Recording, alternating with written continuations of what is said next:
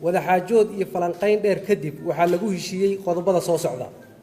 kow dowladda federaalka Soomaaliya waxay ka xun tahay wixii ka dhacay magaalada Muqdisho 19 Febraayo 2021 waxayna u tacsiyadeynaysaa shacabka Soomaaliyeed iyo midowga musharaxiinta ee waxyeeladu ay ka soo gaartay.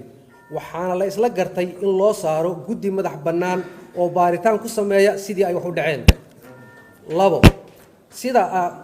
sida uu qabo qodobka 20aad ee dastuurka ku meel gaarka ee Jamhuuriyadda Federaalka Soomaaliya qof kasta waxa uu xaq u leeyahay inuu abaabulo kana qayb galo banaanbax si xasilooni ah cabasho loogu muujinayo.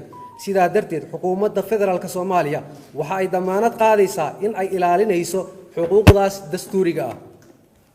saddex dowladda federaalka iyo midowga murashaxiintu waxa ay ka wada shaqaynayaan sidii loo qaban lahaa banaanbax si nabadgelyo ah ku dhaca iyadoo dowladdu ay ilaalinayso amniga iyo badqabka bulshada Soomaaliyeed.